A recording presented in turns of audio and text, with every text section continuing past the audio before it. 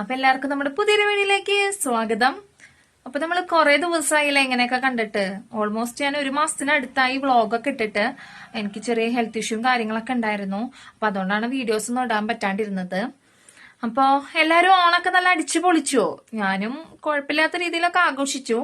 അപ്പൊ ഞാൻ എന്റെ ഫസ്റ്റ് വ്ളോഗിൽ പറഞ്ഞിട്ടുണ്ടായിരുന്നില്ലേ, നമ്മുടെ ഓണത്തിന്റെ സമയത്ത് നമ്മുടെ വാഴയില് നല്ല അടിപൊളി പ്രോഗ്രാംസ് ഒക്കെ ഉണ്ടാവുമെന്ന്. അപ്പൊ ഈ പ്രാവശ്യവും നമുക്ക് അടിപൊളി പ്രോഗ്രാംസ് ഉണ്ടായിരുന്നു. 4 ദിവസത്തെ പ്രോഗ്രാം ആയിരുന്നു. അപ്പൊ ഞാൻ എന്റെ വ്ളോഗും കാര്യങ്ങളൊക്കെ എടുത്തിട്ടുണ്ടായിരുന്നു. പക്ഷെ എന്റെ ഹെൽത്ത് ഇഷ്യൂ കാരണം എനിക്കത് എഡിറ്റ് ചെയ്യാനും ഇടാനൊന്നും പറ്റിയില്ല. അപ്പോൾ ഇപ്പോഴാണൊന്ന് സെറ്റായത്. അപ്പൊ ഞാൻ വിചാരിച്ചു ഇന്ന് ഇടാന്ന്. ഓണൊക്കെ കഴിഞ്ഞു എനിക്കറിയാം, എന്നാലും ലേറ്റായി വന്നാലും ലേറ്റസ്റ്റ് ആയി വരുക എന്നല്ലേ, അങ്ങനെ തന്നെയല്ലേ. എന്തെങ്കിലും മിസ്റ്റേക്ക് ഉണ്ടെങ്കിൽ നിങ്ങൾ ക്ഷമിക്കണം. അപ്പോൾ ഞാൻ വിചാരിച്ചു ഒന്ന് വീഡിയോ ഒക്കെ ഒന്ന് സെറ്റാക്കാം എന്ന് വിചാരിച്ചു. അപ്പൊ നമുക്ക് വീഡിയോ ഒക്കെ ഒന്ന് കണ്ടാലോ. അപ്പൊ ബാ. അപ്പൊ ഞാനൊരു കാര്യം പറയാൻ മറന്നുപോയി. നിങ്ങൾ ആദ്യമായിട്ടാണ് ഞങ്ങളുടെ ചാനൽ കാണുന്നതെങ്കിൽ സബ്സ്ക്രൈബ് ചെയ്യാൻ മറക്കരുത്. അടുത്തുള്ള ബെല്ലൈക്കൺ കൂടി അമർത്തണം. എന്നാലാണ് ഞാൻ പുതിയ വീഡിയോസ് ഒക്കെ ഇടുമ്പോൾ നോട്ടിഫിക്കേഷൻ വരുള്ളൂ കേട്ടോ. പിന്നെ വീഡിയോ ഇഷ്ടമായി കഴിഞ്ഞാൽ ലൈക്ക് ചെയ്യുക, ഷെയർ ചെയ്യുക, സബ്സ്ക്രൈബ് ചെയ്യാൻ മറക്കരുത്. പിന്നെ ബാക്ക്ഗ്രൗണ്ട് ശ്രദ്ധിക്കണം കേട്ടോ, കാരണം ചേച്ചിയുടെ കുട്ടിയുടെ കലാവിരുദ്ധാണ് നിങ്ങൾ ഈ കണ്ടുകൊണ്ടിരിക്കുന്നത്. അപ്പോ നമുക്ക് വാഴനിലെ ഓണം ഫെസ്റ്റിവൽ അപ്പൊ കണ്ടാലോ, വാ. അങ്ങനത്തെ ഞങ്ങൾ ഡാമിലെത്തിയിട്ടോ. ഡാമിലെത്തിയപ്പോൾ പരിപാടി തുടങ്ങിയിട്ടില്ല, ഉദ്ഘാടനം സ്റ്റാർട്ട് ചെയ്തിട്ടുള്ളൂ കേട്ടോ.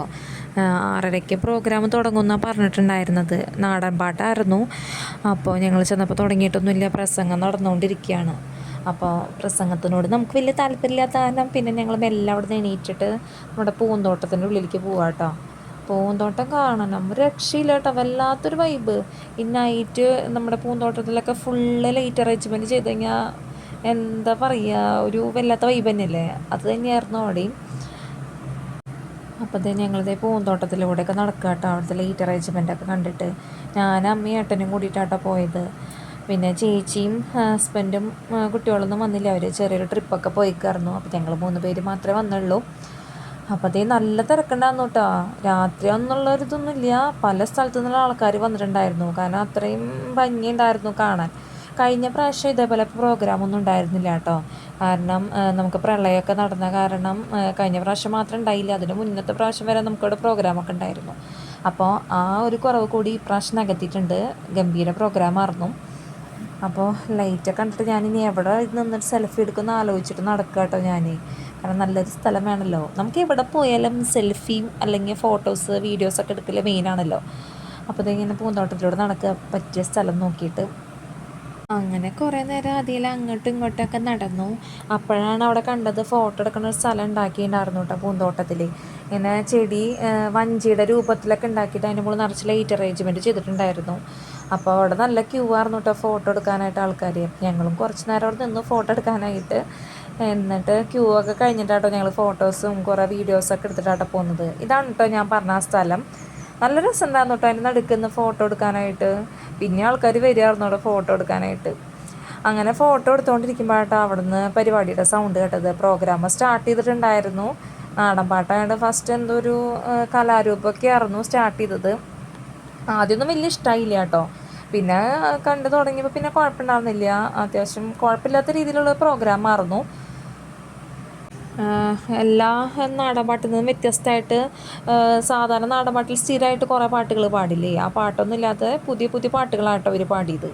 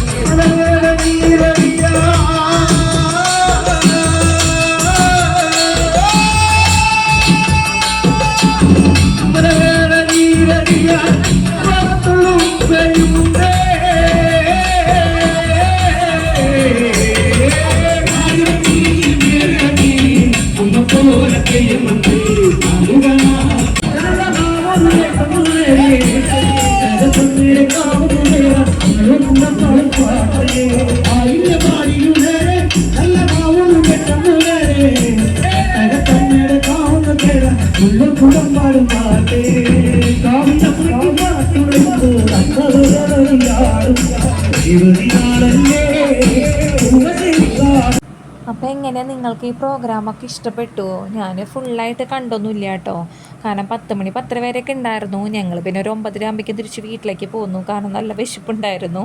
അപ്പോൾ കുറച്ച് നേരം കണ്ടുള്ളൂ. അപ്പോൾ എനിക്ക് ഫുള്ളായിട്ടൊന്നും ഷൂട്ട് ചെയ്യാൻ പറ്റിയില്ല കേട്ടോ.